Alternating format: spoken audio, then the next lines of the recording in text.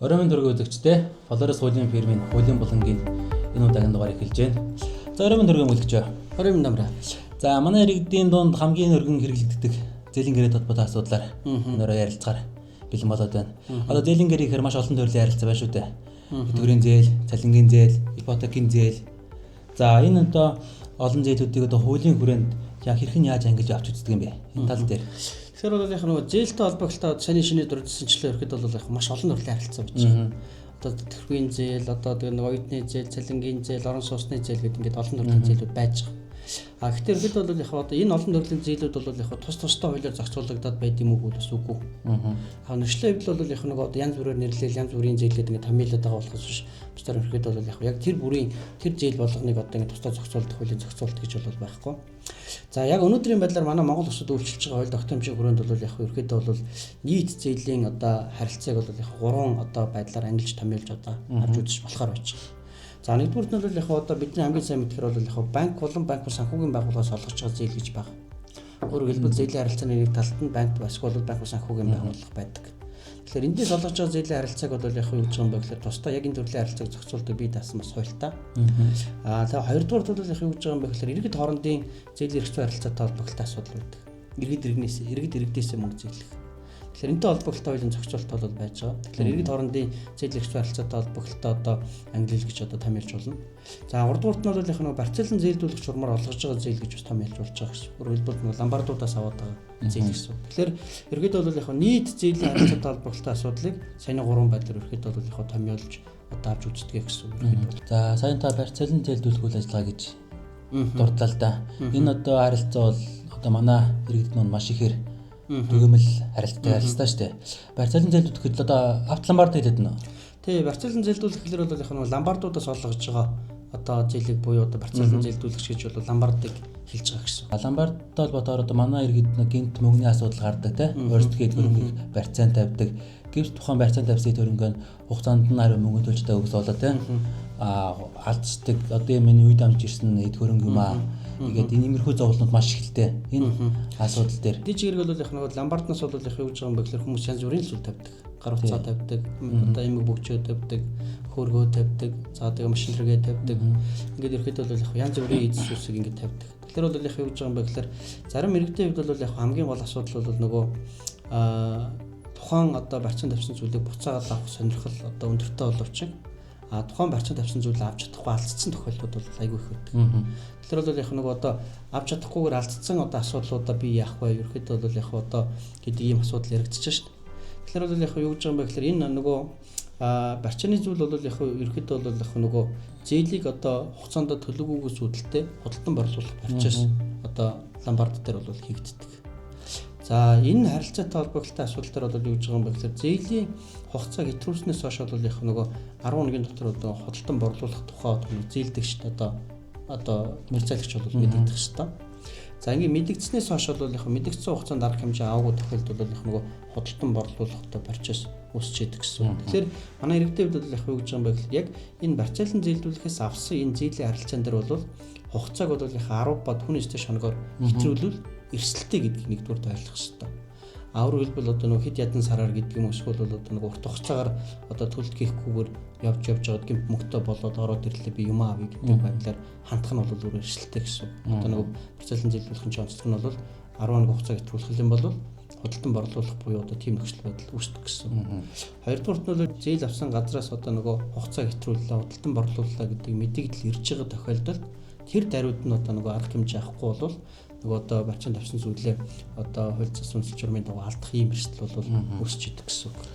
Одоо дараагийн асуудал нь болохоор би одоо тухайн төрөнийг 5 сая төгрөгийн барьцаан тавьсан юм аа. Гэтэл миний тухайн төрөний яг үнэ зах зээлийн үнэлгээ 20-30 сая. Гэвч одоо тухайн зүйл ингэ алдсан гэдэг одоо иймэрхүү асуудал бас байгаад байна л да. Барьцаалан зээлдүүлэхээс явагдаж байгаа харилцаан дээр бол хамгийн одоо түүх гардаг асуудлууд.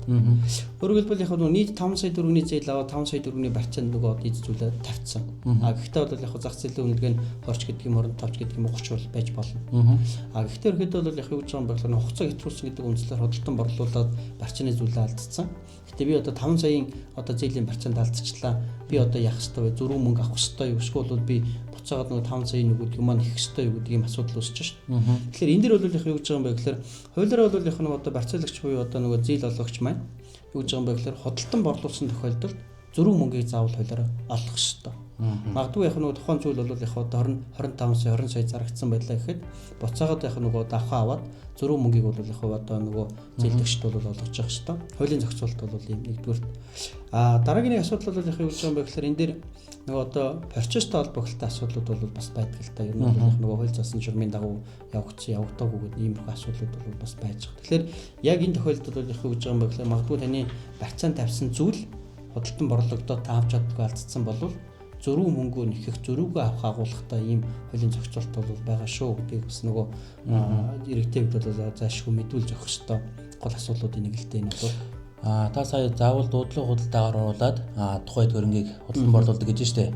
Гэвч одоо яг бодит байдал дээр энэ дуудлага худалдаа явуулах процесс явахгүйгээр шууд зарцаа асуудал байгаад байдаг тийм. Тэгвэл энэ шууд зарж байгаа асуудал нэг хүчин төгөлдөр бус гэж үзэх юм. Тэгэхээр бол яг нэг одоо барьцаалан зээлдүүлэхтэй холбогдолтой асуудал дээр бол яг зөв манай яг өнөөдрийн нийгэм гэдэг юм яг зөв практик бол яаж байгаа юм бэ гэхээр зэрэг ерөөд бол яг шууд зар тавиад ч юм эсвэл бол яг шууд ингээд хин нэгэнд ингээд мөн тохироо зарчдаг. Гэтэл энэ процесс бол яг өөрөө одоо нөгөө тухайн одоо нөгөө худалдан борлуулсан процесстэй холбогдолтой асуудлыг хүчингү болох буюу барьцаалагч нөгөө одоо барьцааны зүйлээ буцаа шаардах эсвэл бол одоо нөгөө худалдан борлуулсан харилцаа хүчингү болох юм үйлчлэл болдог. Хуульд бол яг энэтэй холбогдолтой асуудлыг бол юу гэж байгаа юм бэ гэхээр барьцаалагч бол яг одоо нөгөө зарах эрх бол байна. Гэхдээ дуудлага худалдаа буюу одоо нөгөө комиссийн үйл ажиллагаа зохион байгуулж одоо зарах юм одоо хуулийн зохицуулалттай. Өөрөөр хэлбэл тухайн одоо барьцааны зүйлийг одоо бусдад зарахтаа олон нийтэд тандаад олон хүн оролцох боломжоор хангаад мэдээлэлээр хангаад ийм зүйлийг худалдан борлуулах гэж байна. Дуудлага худалдаа зохион байгуулах гэж байна. Ингээд одоо дуудлага худалдаа эдийн засгийн тэдэнд ийм газар болно гэдэг байдлаар олон нийтэд хандаж мэдээллийг хүргээд зард тавиад ингээд бол их олон нийтийг хамруулж оролцох сонирхолтой хүмүүсийг хамруулад үн хаялцуулах байдлаар дуудлага худалдааг зохион байгуулах хэрэгтэй гэсэн үг. Ингэж тухайн одоо нөгөө дуудлага худалдаа зохион байгуулах тухайн барьцаа хөрөнгийг худалдан борлуулах процесс бол хууль зүйн хувьд бол хүчинтэй болно. Өөрөөр хэлбэл шууд одоо хин нэгэн тандаад үн тохироо зарах эсвэл зар тавиад одоо хин нэгэнд эрсэг үнэнд зарах гэдэг бол нөгөө одоо процесс бол хууль бусаар явагдаж байгаа юм арга хэрэгсэл гэсэн үг. Тэгэхээр магадгүй яг таны одоо нөгөө мэдээж хэрэг одоо аав ээжээс нөлөөлөгдсөн эсвэл бол одоо юу гэдгийг өв дамжиж ирсэн магадгүй одоо зарах хэрэгцээ шаардлага байхгүй зайлшгүй бас авч үлдэх ёстой ийм одоо барьцааны зүйлийг одоо хууль бусаар худалдан борлуулсан дуудлага худалдан борлуулаагүй зөрүү мөнгө өгөөгүй байх юм бол энэ асуудлаар бол хууль болж хүчний байгууллага хандах гэдэг юм эрхээ хамгаалуулах ийм хүү байдлаар процесс хандах бол яг боломж олцоо бол байдаг. За нөгөө талаас бол яг юу гэж юм бол манай барьцаалан зээлдүүлэхтэй холбоо үйл ажиллагаа явуулдаг байгууллагууд барьцаа хөрөнгийг худалдан борлуулахдаа бас хууль засан одоо арга журмын дагуу зохион байгуулдаг байх. За иймэрхүү одоо нөгөө зөв жишг одоо байгууллагатай нэвтрүүлдэг байх. За ингэж бол яг нөгөө одоо процесс нь одоо өөрөө хууль засан одоо нөгөө процессын шаардлага хангагддаг. Ийм нөхцөл байдал одоо байгаа болохыг ерөнхийдөө бол яг зөвшөөрөлтөд зөвлөж байна. За ингээд барьцаалан зээлдүүлэхтэй холбогдолтой хамгийн иргэдийн мэдүүл за нөгөө талаас нөгөө одоо барьцаалан зээлдүүлэх газруудын маань мэдүүл зохиход асуудал дээр манай байгууллагын ямар бол битэр бол бас ярилцлаа. За ерөнхийдөө бол яг барьцаалан зээлдүүлэхтэй холбогдолтой харилцаа бол ерөнхийдөө ийм гэсэн. За барьцаалан зээлдүүлэх холбоотой харилцаан дээр дараах асуудлууд бол манай иргэд сайн сонсож авсан байхаа гэж бодож байна. За одоо хамгийн ихтэй одоо иргэд хоорондын зээлийн гэрээний харилцаа байна л да. За энэ зээлийн гэрээний холбоотойгоор иргэд одоо яхав бид нэр ах トゥ танил хамаатандаа тийм бичгийн байдлаар гэрээ байгуулаагаар мөнгө зээлждэг. Ер нь энэ зээлийн гэрээг заавал бичгээр байгуулах хэрэгтэй байдаг юм уу? Ер нь бол яг зөв одоо иргэд хоорондын зээлийн гэрээтэй холбогдолтой асуудал бол яг зөв одоо манай Монгол одоо энэ гэрээний эрх харилцаа дундаас бол яг юу гэж байгаа юм бэ гэхээр хамгийн төвөмөл байдаг одоо зээлийн харилцаа бол яг гэрээний эрх харилцааны дундаас одоо хамгийн төвөмөл байдаг нь бол энэ харилцаа байдаг. За энэ дээр бол яг зөв одоо нөгөө маш олон иргэдийн одоо эрх хуулиас ашиг сонирхол зөрчигдсөн иргэд тохироод үлдсэн асуудлууд байдаг. Жишээлбэл яг одоо юу гэж байгаа юм бэ гэхээр өдрийн хүүтэй мөнгө зээлдэг асуудал байна. За тэгээд ерөөхдөө бол яг одоо нөгөө өдрийн хүүтэй зээлээд сард одоо дэрэгчин 40-50% хүүтэй болгоод авч байгаа асуудлууд байна. Тэгээд тэрийг мэдэхгүйгээр одоо өдрийн 2-5% хүүтлөөд одоо ингээд 3-4 сарын хугацаанд төлөөд ингээд одоо зөвхөн хүүнд ихтэл одоо 3 сарын хугацаанд 40-50 сая 60-70 сая төгрөг төлөө тохирцсон. Тэгээд өргөжлүүлээд нөгөө одоо мөнгө нэхэд байдаг иймэрхүү асуудлууд бол байгаа. Тэгэхээр ерөөхдөө бол яг ихний асуулт чинь амраа юу гэнэ? Зээлийн гэрээг заавал бичгээр байгуулах хэрэгтэй байдаг. За За хуульд бол яг юу гэж байгаа юм бэ гэхээр ер нь бол яг одоо зээлийн гэрээг бол яг заавал бичгээр байгуулах эсвэл бол амаар байгуулах одоо байдлаар одоо тийм тусгайлан заасан шаардлага бол байхгүй. Ер нь гэрээнүүдэд бол яг юу гэж байгаа юм бэ гэхээр нөгөө хууль заасан одоо тусгай одоо тавигддаг шаардлага гэж байдаг. Тэгэхээр зээлийн гэрээ бол яг юу гэж байгаа юм бэ гэхээр заавал бичгээр байгуулахыг шаардахгүй, заавал натратаар батлуулахыг шаардахгүй. Аман байдлаар байгуулад явж болдог, одоо бичгийн байдлаар байгуулад явж болдог. Гэхдээ ерөөхдөө бол яг нэг одоо хүү тогтоож байгаа, хүүтэй зээлж байгаа, эсвэл алдан тооцогч байгаа ийм гэрээг бол яг юу гэж байгаа юм бэ гэхээр бичгээр байгуулсан байхыг шаардаж байгаа. Хэрвээ бичгээр байгуулдаг бол яг юу гэж байгаа юм бэ гэхээр хууль заснаар хүү авах хэрэгтэй алддаг. Тийм учраас бол яг хүүтэй зээлж байгаа, хүү авах гэж байгаа, алдан тооцогч байгаа ийм одоо зээлийн харилцаан дээр бол яг бичгээр байгуулсан байхыг шаарднаа. Бусдаар бол яг хөрөхэд бол яг амар болно. Амар байгуулсан тохиолдолд бол саний эрхийг бол хуулиар алддаг гэсэн. Хүү алдан тооцох асуудал дээр бол зээлийн гэрэг заавал бичгээр байгуулах хэрэгтэй гэж байна. Гэвч одоо бодит байдал дээр амар тохиролцоод өнөөдөр 20 сая төгрөгийг зээллээ. Сард 1 сая төгрөгийн хүү төлөө өгж гин. Гэт маш олон сарын усатаагаар яг иймэрхүү байдалтайгаар зөвхөн хүү гэж төлөө өгдөг. Гэвч одоо хуулийн заасан нь одоо тэр шаардлагыг биелүүлээгөөж хүү явж байгаа асуудлууд байгаа юм л да. Тэгэхээр энэ түүнд гэж төлсөн мөнгөө хариу хугацаанд шаардах хэрэг байгаа юу? Яг гоо наадах чинь бол бас одоо маш одоо зөв оновчтой асуулт амраа. Яг гэвэл зэрэг бичгээр одоо гэрэг байгуулаагүй гэж урт хугацаанд ингээд нэг талаас бол яг нэг урт хугацаанд хүү төлөөд явсан. За нөгөө талаас бол яг нөгөө бичгээр байгуулаагүй гэж одоо урт хугацаанд хүү аваад ингээд явсан юм одоо асуудал дээр яах вэ? Өгсөн мөнгөө нэгэн бичгээр байгуулаагүй юм чинь буцаага шаардах уу гэж ш. Тэгэхээр энэ дэр бол яг зүгээр яг боломжгүй. Одоо нэгэнд хүүгээд төлцсөн мөнгийг бол буцаа шаардах боломж бол байхгүй. Яагаад гэвэл зэрэг бол яг одоо манай иргэний хуулийн 199 дугаар зүйлийн 3 дээр заасан байдаг. Хууль заасан тусгай шаардлагыг одоо энэ гэрийн тавигдах тусгай шаардлагыг хангаагүй гэрийн хэлцэл байгуулаагүй боловч нэгэнд яг нэг үүрэг гүйцэтгэхээ зөвшөөрөөд ингээд өгж авалцаад ингээд явцсан болвол одоо тэр гэрээг бол яг одоо үнэлэхгүй гэж үзэх одоо боломжгүй гэх юм агуулгатай зохицуулт байж байгаа. Яг энэ агуулгын хүрээнд бол яг одоо нөгөө нэгэн одоо бичгээр байгуулаагүй ч гэсэн хүүгээд ингээд төлөөд ингээд өгөөд авалцаад явцсан болвол тэрийг буцаах боломж байхгүй гэсэн. Тэгэхээр бол яг хэрэгтэй одоо хамгийн асуудал нь бол яг би ингээд одоо хүү төлөх ёсгүй байсан гэдгээ мэдлээ. Тийм учраас одоо би нөгөө хүн төлсөн мөнгө буцаагаад шаардъя гэдэг ийм асуудал ярьдаг. Тэгэхээр энэ дээр бол яг нөгөө яг хуулийн нэрвчсэн зохицуулт нь бол бас юм байдаг учраас буцаа шаардах боломж бол байхгүй. Харин ямар нөхцөл байдал үүсдэг юм бэ гэхээр магадгүй яг энэ бичлэгийг үзэж байгаа цаг хугацаанд энийг одоо мэдж байгаа цаг хугацаанд чинь та одоо юу гэдгийг хүнд мөнгө одоо бичгээр байгуулсан гэрээ хэлцэлгүй гэж хүнд мөнгө төлөө явж байгаа бол та төлөхөөс татгалзах хэрэгтэй. Энэ төлөлтийг одоо зогсоох хэрэгтэй гэсэн. Төлөхөөс татгалзаа төлөхгүй байх боломжтой гэсэн. Энэ тохиолдолд бол яг юу гэж байгаа юм бэ гэхээр хуулиар бол яг нөгөө одоо мөнгө зээлдүүлэгч маань одоо хүү шаардах, хүү авах одоо эрх бол байхгүй. Тийм учраас иргэдэд бол яг иргэд хоорондын зээлийн гэрээтэй урт хугацаанд хүү төлөөд явж байгаа, нэхэгдэж байгаа, санхүүгийн дарамтанд орсон байгаа иргэдэд бол энэ бол зайлшгүй одоо хамгийн одоо мэдих эсвэл бол одоо үнэхээр хин нэгэд дамжуулбал одоо зохистой ийм одоо маш чухал асуудал байдаг. Энийг бол энийг мэдэхгүйгээр нөгөө одоо төлөөл яваад байдаг, өгөөл яваад байдаг, өгөөлт нэхэл яваад байдаг ийм асуудал байдаг байхгүй. Зөв одоо энэ нэгнээсээ зээлсэн харилцаа байгаа тань л да мөнгө. Гэвч одоо маш урт хугацааны хувьд ингээл хүү төлөөл явж байгаа асуудлууд байна. Тэгээ ер нь ийм урт хугацаанд хүү төлөд яваад байгаа нь ер нь зөв үү, буруу юу? Яг энэ бас л одоо их чухал асуудал. Өөрөөр хэлбэл яг юу гэж байгаа юм бэ гэхээр иргэд хоорондын зээлийн гэрийн дээр бол яг юу гэж байгаа юм бэ гэхээр зөвхөн тохиролцсон хугацааныхаа хүүг авах хэрэгтэй. Бодит зохицуулт. 3 сарын хугацаатай зээлье гэдээ авсан бол 3 сарынхаа л хүү авах хэрэгтэй. 3 сарын хугацаанд дууссан ч гэсэн яг нэг одоо үндсэн зөвлөлийг төлж чадаагүй нь үргэлжлүүлээд яг нэг үндсэн зөвлөлийг төлж дуусах хүртэл хугацаанд хүү төлөх, хүү шаардах, хүү авах ийм одоо нөхцөл байдал үүсдэггүй байхгүй. Иргэд хоорондын зээлийн гэрээний одоо бусд одоо эрх бүхий байгууллага буюу банк болон банк ус санхүүгийн байгууллагаас ялгаатай онцлог нь. Банк болон банк ус санхүүгийн байгууллага бол яадаг юм бэ гэхээр үндсэн зээлийг төлөх хүртэл хугацааны хүү нэмэгдүүлсэн хүүг авах нь хуулиараа зөвшөөрөгдсөн. Хуулиар одоо тэр үндсэн зээлийг тэр хүн хязгаана. Тэгээд хугацаа гэрээний хугацаа дууссан ч гэсэн одоо нэг үндсэн зээлийг төлж дуусаагүй бол хүн бодогдод ингэж явдаг. Иргэд хоорондын зээлийн хувьд бол яг нөгөө тохиролцсноос одоо илүү хугацааны хүү авах нэгдүгээр хуулиар хариутай. Хоёрдугаар бол бас яг нөгөө иргэд бас нэг энийг мэдэхгүйгээр бас яг нөгөө 3 сарын хугацаатай авчид үндсэн зээлийн төлөөг учраас хүү төлөөд яваад байдаг. Энэ бол яг хуулиар буруу. Тэгэхээр одоо бас яг хүү төлөхөөс татгалзах, хүү төлөхгүй байх, зогсоох ийм хэрэгтэй.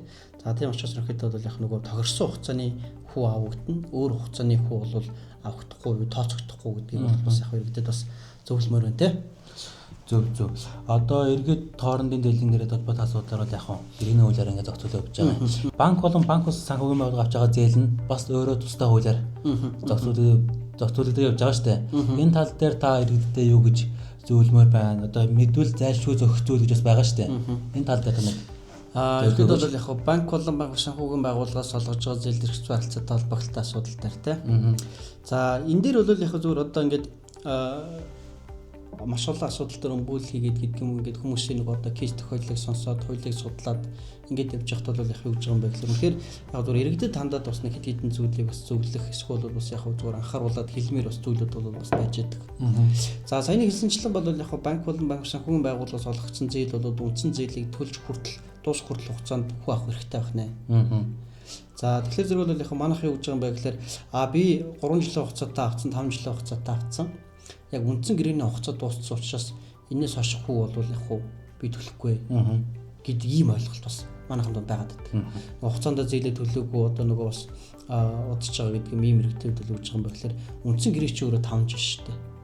Одоо энэ чинь 70 дахь жил нь болж байна. Тэгэхээр би үндсэн гэрээний хугацаа дууссан багт би одоо энэс хойш хугацааны хүү төлөхгүй үстэй гэдэг ийм зүйлээр байдаг. Тэгэхээр нэгдүгээр бол яг нэг одоо гэрээний хугацаа дууссан хэсгээс бол хамаарат үндсэн зээлээ төлж дуусах хүртэл хугацаанд бол яг хүү нэмэгдүүлсэн хүү авах юм хэрэгтэй байдаг учраас иргэдэд бол бас яг энийг онцгойлон анхаарал бас мэдчихвэл зохистой.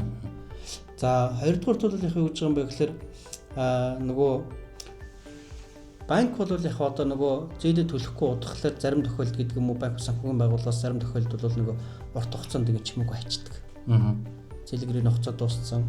Тэрнээс хойш магадгүй ингээд 2 жил болцсон, 3 жил болцсон, 4 жил болцсон гэдэг юм ийм урт хугацаанд ингэ өнгөрцөн байдаг. За гэтэл одоо юу гэж байгаа юм бэ гэхээр гэмт нөгөө одоо 5 жилийн дараа шүүхэн байгууллага дуудаж байна л да. 3 жилийн дараа ч юм ингээд дуудаж байна л да. Ингээд нөгөө урт хугацааны хүү одоо ингээд одоо нөгөө 7 жилийн 5 жилийн хүү нэхэд ингээд шүүхтэр ингээд ороод ирдэг. Тэр үед бол яг манайх юу гэж байгаа юм бэ гэхээр банк ерөөсөө одоо ингээд хүү муу шаардгаа болцсон шүү дээ.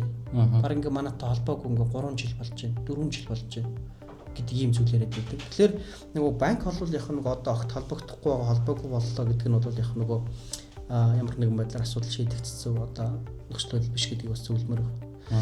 Нөгөө талаас бол яг ийм урт хугацаанд одоо нөгөө банк санхүүгийн байгууллага чимээгүй байж бод гэмт одоо нөгөө олон жилийн дараа ингэж одоо асуудал шүүхийн байгууллагад орж ирж байгаа нь бол яг юу гэж юм бэ гэхээр үндсэн зээлийн одоо үнийн дүнд нөгөө одоо авсан зээлийг дүүцүүлэх зорилготой ингэж явуулаад байдаг. Өөрөөр хэлбэл одоо 30 сая төгрөгийн зээл авсан. Барьцаанд бол яг одоо 110 сая төгрөгийн одоо үл хөдлөгч байд юм уу одоо хөдөлгөөрөгч байд юм ингээ барьцаалсан. Гэтэл бол яг одоо нөгөө зээлийн гэрээний хугацаа дуусах үеч гэдэг юм уу зээл авснаас хойш 2 жилийн дотор нөгөө 30 40 болно 45 болно. Гэтэл бол яг нөгөө үндсэн зээлийг одоо ингээд урт хугацаанд явуулж байгаа ингээд гэмт 110 120 130 ийм болоход ингээд шүүхийн байгууллага танддаг. Тэгэхээр энэний нөгөө үндсэн зорилго нь бол яг юу гэдэг юм бэ гэхээр банк бол яг нөгөө одоо банк болон банк санхүүгийн байгууллага барьцаа хөрөнгөд үнийг дүүцүүлэх ийм бодлого бариад урт хугацаанд нэг хүүг явуулаад байдаг. Тэгэхээр иргэдэд бол яг юу гэж байгаа юм бэ гэхээр үнэхээр одоо зээлийг төлөх боломжгүй гэдэг юм нөхцөл үүссэн бол санхүүгийн чадамжгүй болсон гэдгийг мэдэгдэх хэрэгтэй. Хүү гэрийн дүүрсэлд оруулах одоо нөхцөл байдал саналтай байгаагаа хэлэх хэрэгтэй. Өөрөг гүйцэтгэх боломжгүй болж байгаагаа хэлэх хэрэгтэй.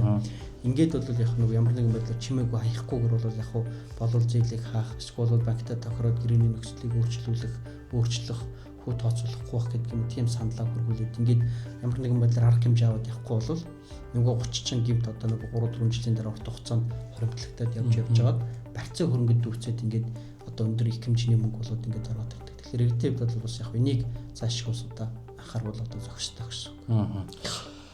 За манай иргэдийн одоо өдөр тутмынхаа харилцаанд түгээмэл оролцдог тийм зээлийн гэрээтэй холбоотой асуудлаар анхаарал зохих зүйлүүдээр ярилцлаа.